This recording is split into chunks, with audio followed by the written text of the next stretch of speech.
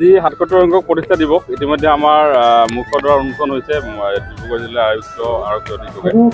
ইয়াৰ পিছতে আমাৰ এতিয়া মূল পতাকাৰ লগতে ৭৭ সংখ্যক পতাকা উত্তোলন হ'ব, শ্বহীদ তৰ্পণ, স্মৃতি তৰ্পণ আৰু তাৰপিছতে সাংস্কৃতিক শোভাযাত্ৰা।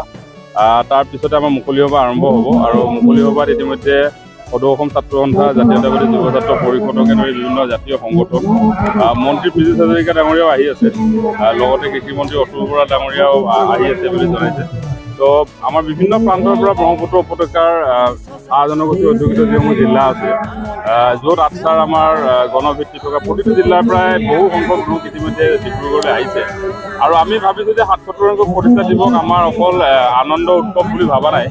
আমি আচলতে মূল যিকেইটা দাবী আছে জনগোষ্ঠীটোৰ, যেনে ধৰক জনজাতিকৰণৰ দাবী, সমান্তৰালভাৱে ভূমি পট্টাৰ দাবী, জনগোষ্ঠীটোৰ আজি তাৰিখতো অৰ্থনৈতিকভাৱে যি অৱস্থা, বিভিন্ন মেডিকেল কলেজত আমি এতিয়াও দেখি আছোঁ যে MMR IMR ক্ষেত্ৰত চাহ জনগোষ্ঠীৰ লোকৰ সংখ্যা আটাইতকৈ বেছি। এই গোটেইবিলাক কথাৰ খুব বস্তুনিষ্ঠ আলোচনা হ'ব ইয়াতে। আঠচাৰ প্ৰাক্তন সকলো আহিব, বৰ্তমানৰ সকলো থাকিব, শাসকীয় দলৰ লোকো থাকিব, বিৰোধী দলৰ লোকো থাকিব। তো সকলোৰে উপস্থিতিত এই কথাবিলাক মুকলিভাৱে আলোচনা হ'ব, কাৰণ জনজাতিকৰণৰ বিকল্প নাই। ৬টা জনগোষ্ঠীৰ জনজাতিকৰণৰ দাবীত কেতিয়াও এটা দুটা জনগোষ্ঠীৰ জনজাতিকৰণ দি এই দাবীক কেতিয়াও সৈমান মনাব নোৱাৰে।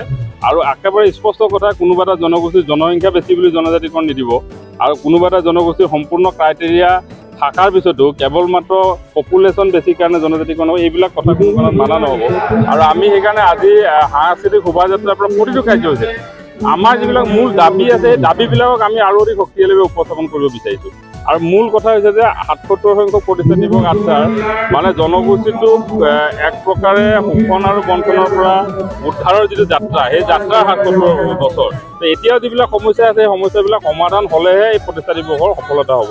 গতিকে মূল যিবিলাক কথা, চাহ শ্ৰমিকৰ মজুৰি, ভূমিপট্টা, জনজাতিকৰণ, এই কথাবিলাক সবলভাৱে ৭৭ সংখ্যক প্ৰতিষ্ঠা দিৱসত উপস্থাপন কৰিবলৈ আমি 100% আমি চেষ্টা কৰিছোঁ।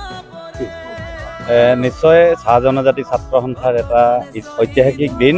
আজি ডিব্ৰুগড় জিলাত চাহ জনজাতি ছাত্ৰ সন্থাৰ জন্ম হৈছিলে, আৰু আজি ৭৭ সংখ্যক যি প্ৰতিষ্ঠা দিৱস ডিব্ৰুগড় জিলা মানকটা চাহ বাগিচাত আমি পাতিবলৈ পাই আচলতে আমি বহুত আনন্দিত হৈছোঁ। আৰু যিহেতু চাহ জনজাতি ছাত্ৰ সন্থা জনগোষ্ঠীটোৰ সৰ্বাংগীন উন্নয়নৰ স্বাৰ্থত জনগোষ্ঠীটোৰ যিসকল ব্যক্তি, শ্ৰদ্ধাৰ চাইমন সিংহৰ, সন্তোষ কুমাৰ তপ্ন ছাৰৰ তেখেতৰ যি প্ৰচেষ্টাত আচলতে জন্ম দিয়া হয়, এই সংগঠনটো আজি ৭৭ সংখ্যক যি প্ৰতিষ্ঠা দিৱস আজি ডিব্ৰুগড়ত আমি মানকটা চাহ বাগিচাত আমি অনুষ্ঠিত কৰিবলৈ পাই আমি আনন্দিত হৈছোঁ।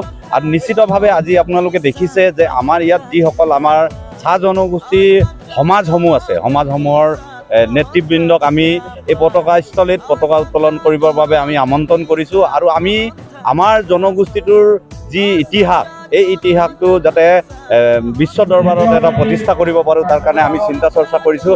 আৰু আগন্তুক দিনসমূহত চাহ জনগোষ্ঠীৰ ৰাইজৰ যিবোৰ সমস্যা আছে, এই সমস্যাবোৰ লৈ কিনে আমি আমাৰ চাহ জনগোষ্ঠী যিসকল সমাজ ব্যৱস্থাত আছে, সমাজসকলক লৈ কিনে আমি এটা আগন্তুক দিনসমূহত আমাৰ যিহেতু জনজাতিৰ কথা আছে, মজুৰি বৃদ্ধিৰ কথা আছে, ভূমিপট্টাৰ কথা আছে, এই গোটেই কথাখিনিৰ ওপৰত আমি নিশ্চয় এটা সংকল্প ল'ম। আৰু আগন্তুক দিনসমূহত ইয়াৰ ওপৰত অসমৰ স্বাৰ্থত আচলতে চাহ জনগোষ্ঠীৰ ৰাইজে সদায় কাম কৰি আছে, অসমৰ জনগণৰ কাৰণে সদায় কাম কৰি আছে। আগন্তুক দিনসমূহত চাহ জনগোষ্ঠীৰ লগতে অসমৰ জনগণৰ প্ৰতিটো সমস্যাত আমি মাত মাতি দিবলৈ কাৰণে আজি সংকল্পবদ্ধ হ'ম।